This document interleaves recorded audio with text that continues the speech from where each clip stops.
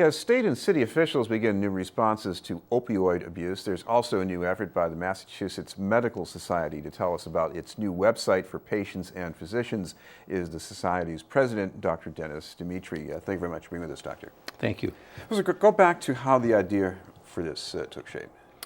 Well, we've been aware, physicians in general have been aware for quite some time now that there's been a growing issue around opioid use and abuse in our community. And in fact, we've seen stories, all of us, about this at the national level, not only just here in Massachusetts.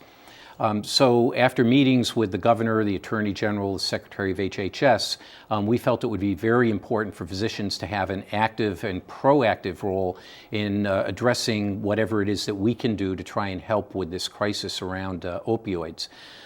We have long known that the vast majority of physicians prescribe opioids in a very responsible fashion.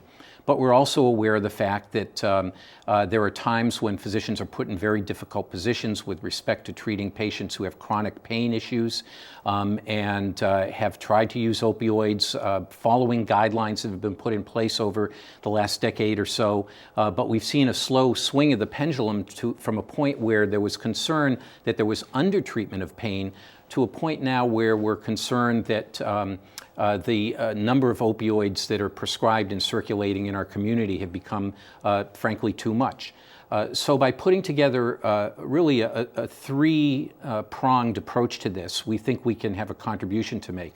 The first prong was developing a set of guidelines that not only our member physicians, but any prescriber across the state can take a look at, and we put that together with input from specialists in pain management, addiction care, primary care, oncology, all the groups that oftentimes prescribe opioids, and use the latest sets of guidelines and evidence to help develop a way that our physicians can feel like they can improve even further their responsible prescribing.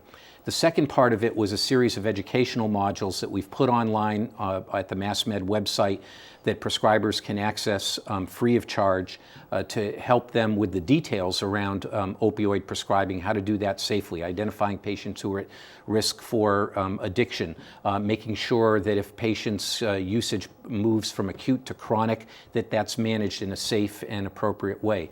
And then finally, and very importantly, because I think this fits in very well with what the state government wants to do around communication, is that we're developing some messages for our patients, primarily around the issue of making sure that you store any opioids that you have safely so that they're not liable to be taken by somebody to whom they don't belong. And number two, just getting rid of opioids, not having them hang around in your medicine cabinet forever after you've finished your medically necessary use of them. So that's kind of what we've put together, and we think it will be effective. How does this help the patient, especially the patient who's going to be in that situation where they're dealing with pain and they're having a conversation about it with their physician? I think what it will do is it will help patients to understand better what the pros and cons are, the risks and benefits are of using potent drugs like opioids for pain. It will heighten their awareness of the fact that these are drugs that certainly have a place in the use of management of pain and relief of suffering, but that they're also, like many medications that physicians prescribe, fraught with some potential danger. So by heightening our patients' awareness of this, they are much more likely to ask me a question if I prescribe them an opioid, like, how dangerous is this? Or, there's a history in my family of people having problems with alcohol or other substance abuse. Is this safe for me to do? If I only need to take these for a couple of days, should I continue beyond that or should I stop? And by the way, if I've got medicine left over in my prescription after my pain is managed and done with, what should I do with those? I know there's action concerning this in other fronts, but one problem that has been going around, at least in recent years, is that you'll have a patient who go to one doctor, get a prescription, then go to another doctor, and there's almost like a shell game going on. Mm-hmm. Do you see that being tightened up in any way? I think there are a number of things that will help to tighten that up. Physicians have known for a long time that unfortunately there are a small percentage of people who are doctor shoppers, who are seeking to get prescriptions for opioids for non-medical use. And one of the very important tools that physicians have to guard against that is the use of the prescription monitoring program. Now, there's been a prescription monitoring program in place here in Massachusetts for close to 20 years. And in fact, the Medical Society was very much involved in the development of that back at the beginning. But that program now has been modernized in recent years. It's available over the web through the state's portal, and physicians can go to that website and look up an individual patient who is there before them in the office before they prescribe an opioid to them, and find out, is this somebody who's already gotten multiple prescriptions from multiple different doctors, has filled them at multiple different pharmacies? And those are the kinds of red flags that physicians have always known are important, but now have a better tool to really identify them and act upon them. The other thing I'd say about the PDMP, the prescription monitoring program, is that physicians have struggled with it a little bit because it's been, frankly, a bit of a clunky system to use.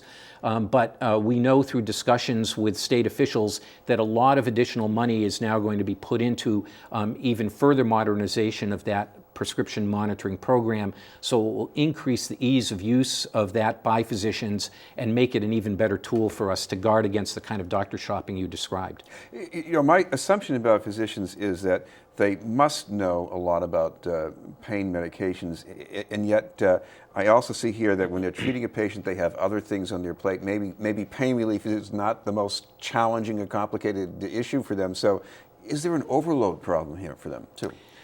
I'd actually challenge one of the statements you made. I think that treating pain is actually a pretty complex issue, and it's one that's high on physicians' lists oftentimes. After all, one of the first missions of physicians is to relieve pain and suffering. And the ability to use medications such as opioids has been a tremendous boon to treating legitimate pain issues like patients with end-of-life cancer pain, patients with post-operative pain, patients with pain due to acute injury. And these are miracle drugs in those settings, frankly. The complicated part is dealing with the patients who have what's called chronic non-malignant pain. For some of those patients, a carefully monitored prescription for opioids may be appropriate.